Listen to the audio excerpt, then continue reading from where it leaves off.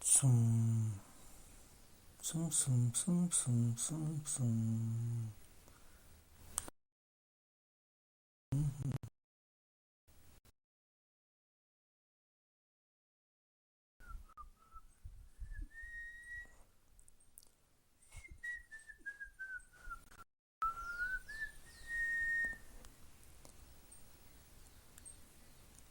Ahí estamos al aire.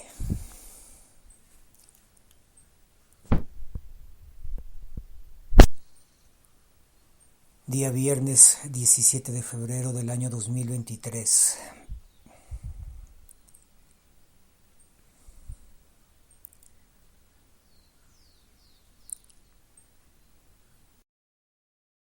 La mañana con 40 minutos, 7:40 minutos ya en Punto Noticias de Radio Pichincha. Saludamos con Virgilio Hernández, parlamentario andino, ex asambleísta, dirigente político que nos acompaña para analizar esta coyuntura, esta crisis, se puede decir así, del gobierno nacional. Hace apenas, me parece que 10 o 11 días, no estoy muy segura, pero un poquito más de una semana, el presidente de la República hacía un llamado a la unidad nacional, a las diferentes fuerzas políticas a conversar, a dialogar por el bien del país, decía el presidente de la República, y hace un par de días ha vuelto a atacar a todos los dirigentes políticos, a las entidades, ha ido incluso contra la justicia, contra la fiscalía y contra la prensa. ¿Qué evidencia ese discurso del presidente de la República, que por cierto ahora intenta dar golpes de efecto acompañando a la policía en operativos en las zonas peligrosas de Guayaquil, y donde es recibido por la ciudadanía con reclamos precisamente por esa inseguridad que se vive en el país en general y en especial en la zona 8, donde por figuretti el presidente tuvo los reclamos de la ciudadanía?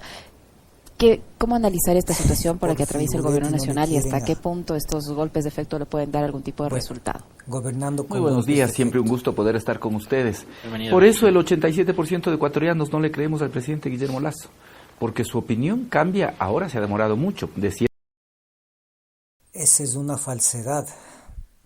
Según CEDATOS, el presidente del Ecuador, Guillermo Lasso, es el hombre más popular del Ecuador. En 7, pero el 7 de febrero salió a reconocer, dicen que además de ese reconocimiento no estuvo exento también de tensiones, que previo a eso hubo un reclamo a la presidenta del Consejo Nacional Electoral respecto de los resultados de la consulta popular, ¿no? 7 días después, otra vez el presidente es el mismo de estos últimos 21 meses, un botafuego contra todo, contra todos, básicamente contra los periodistas que han puesto en escena estas denuncias escandalosas respecto de lo que pasa en las empresas públicas, y ya no solo de lo que pasa en las empresas públicas, sino de estas posibles conexiones con la mafia albanesa, ¿sí? Y además, junto con los periodistas, a todos los sectores que de una u otra manera, incluyendo a la Asamblea, viene desarrollando una investigación respecto de estos hechos que, vuelvo a decir, ya son escandalosos, bochornosos, ya no solo para el presidente de la República, fundamentalmente para el país, porque mientras esto pasa, mientras esto sucede, mientras el presidente de todas las maneras intenta defender a su cuñado, ¿no? Ahora ha reconocido, ¿sí? Ha reconocido que su cuñado pudo tener poca cautela en la relación con estas personas. El problema es cuánta influencia tenía para tomar las decisiones estatales una persona de su círculo más íntimo, pero que no es parte del gobierno, no es ningún ministro, no es consejero, ni siquiera de honores. Esto es lo fundamental. Y mientras esto sucede, los problemas del país ahí solo se profundizan. Con razón, la ciudadanía reclama, porque los problemas solo se profundizan. Y esto es una olla de presión que puede tener múltiples posibilidades a través de las cuales se resuelva. Virgilio, yo quisiera, primero, bienvenido, buenos días. Yo quisiera profundizar un poco más la lectura de este momento, incluso planteando la posibilidad de salir de esta espiral horrible a la que nos han conducido durante estos años, de una permanente violencia en la que se conjugan muchos factores, y ustedes han sido víctima de eso, la persecución. Es verdad que hay una publicación de datos que por lo menos nos dejan mal pensar sobre qué es lo que puede haber detrás. Yo no voy a poner las manos al fuego por este medio de comunicación, nunca lo haría. Además, ellos fueron también parte de ese motor de persecución. O sea, yo no me voy a olvidar nunca que por un tuit de Vivanco sobre las dichosas volquetas de la prefectura, a Paula Pavón le persiguieron y la encarcelaron, y a ustedes igual. Entonces yo esas cosas no me voy a olvidar. Pero creo que este es un momento diferente. ¿Por qué? Porque creo que hay que ponerle un alto y un pare a esa espiral. Y creo que hay que buscar la forma, el mecanismo, de no seguir alimentando aquello. Porque, por ejemplo, a propósito del resultado del 5 de febrero, nuevamente volvieron a salir las mismas voces que en 2017 gritaban fraude. ¿Ya? Las mismas voces que en 2021 gritaban fraude. Las mismas voces que... O sea, y siguen gritando fraude. Y hoy gritan fraude y son periodistas, son medios de comunicación. Ya no son solo actores políticos. Dicen bueno, que hubo fraude. Y estos medios también cumplen el rol político. Pero hay que poner como un paño de agua tibia en todo lo que está pasando en el país. Por lo mismo que les pasó a ustedes. Y fíjese la declaración que ayer en este medio de comunicación dio Francisco Jiménez sobre el caso Sobornos. A mí me sorprendió lo que dijo Francisco Jiménez, que estiraron el derecho de una forma en la que él nunca había visto antes y que hay muchas irregularidades e inquietudes dentro del caso Sobornos.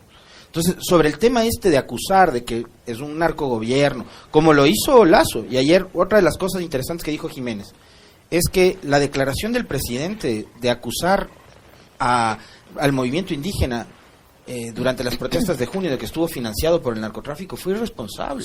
Sí, entonces, todos son narcotraficantes. Quizás de también empezar a poner un paño de agua tibia para que los campesinos vuelvan a tomar un cauce. A ver, yo creo que es fundamental. Todos en Ecuador son narcotraficantes. Eso lo dice el presidente Guillermo Lasso. Una crisis como la que vivimos, porque existe una crisis que es múltiple. No podemos dejar de ver que hay que le hacen campaña al banquero. Hay una crisis profunda de seguridad, hay una crisis profunda de los servicios públicos, hay una crisis profunda y que en este momento no solo nos preocupa, creo que nos desgarra respecto al tema migratorio, y también hay una crisis política, eso es indudable.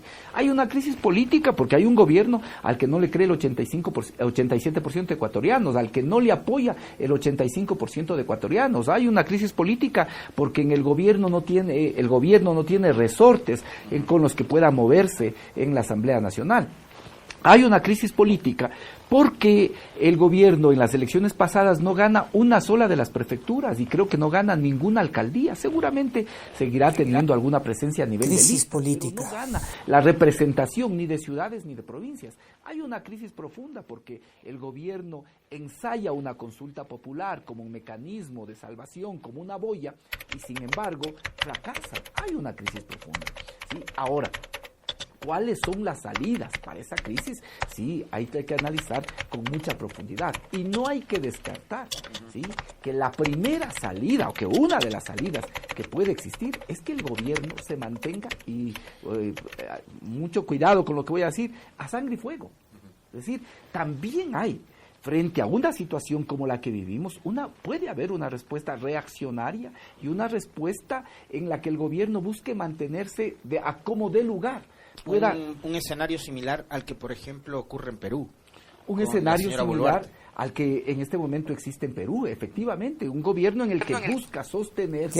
Posible guerra civil en el Ecuador. Que tenga que hacer. No le importa si tiene que un día llamar a la conciliación nacional, pero 7 días después que dijo que había que tenderse la mano, sale el mismo presidente de la República, sale en tono amenazante, amenaza a periodistas, porque eso es una amenaza a los sectores políticos que vienen llevando adelante el proceso de investigación en la Asamblea. Entonces, la salida que está pensando el gobierno a una situación así es una salida de corte autoritario, es una salida de corte patrimonial en el que maneja todas las instituciones del Estado como si fuesen de su propiedad. Aunque ayer Henry Cucalón en el medio digital La Posta dijera que lo del uso de la palabra bataza, eso de vamos a dar bataza, es una bataza conceptual. Bueno, sí, pero el problema es que precisamente gran parte de esta crisis que hemos vivido de persecución del lawfare, está basado en que se concibe la política como una guerra. En la guerra hay batallas, ¿no? Sí, en el campo de la política, en el campo de lo político debería haber debates, debería haber, sobre discusiones. todo, discusiones, y debería haber argumentos. Y uno de esos fundamentales debe ser la transparencia.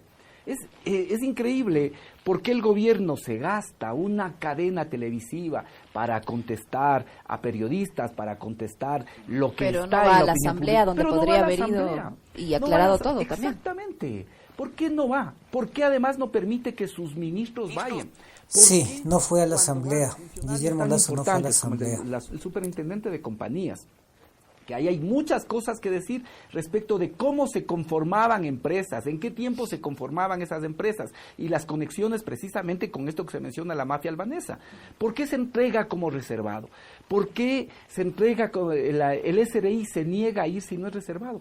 Pues todos los ecuatorianos tenemos el derecho de saber por qué en el 2015, en febrero del 2015, cuando se crea una lista de paraísos fiscales, se clasifica a Albania como paraíso fiscal. Se mantiene esto en octubre del 2017, se mantiene en la revisión que hace en el 2017, pero en el año 2022 se quita de la lista de paraísos fiscales a Albania. ¿Nos merecemos o no? Es decir, abriendo la puerta para que los recursos ecuatorianos se vayan coincidencialmente a Albania. Exactamente, o por lo menos dejando la duda, como ha señalado Alexis. ¿Por qué? Pero requerimos o no una respuesta clara respecto de eso. ¿Qué pasó? ¿Qué normas se tomaron al interior de este país, ¿no es cierto?, para que el Ecuador deje de considerar a Albania como un paraíso fiscal. Eso, ¿requerimos o no explicaciones? ¿Requerimos o no explicaciones del director de la UAP? Revisemos este además documento. de todo Registro oficial, lunes 3 de octubre del 2022. Páginas 54 y siguientes. El director del Servicio de Rentas Internas decide sacar a Albania del listado de los países considerados paraísos fiscales. Albania. Sí, el mismo país del que hoy se habla tanto, porque el cuñado del presidente y sus operadores mantienen relación con la mafia de ese país que ha permeado la estructura del Ejecutivo. Albania dejó de ser considerado paraíso fiscal en el gobierno de Lasso. Esto explica muchas cosas.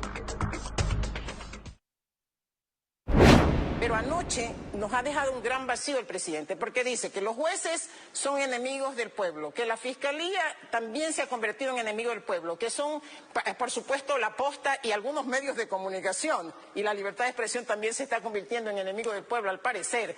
Entonces dice que frente a eso solamente queda el gobierno, la policía y las Fuerzas Armadas.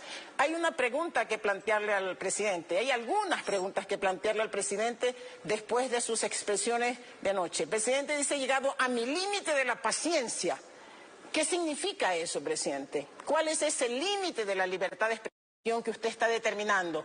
¿Qué es lo que viene? Si usted no cree en la justicia, si no cree en la fiscalía, si usted quiere blindar a su círculo cercano y a sus familiares, ¿cuál es el siguiente paso, presidente? ¿Que se va a declarar dictador?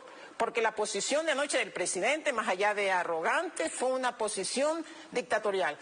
En ese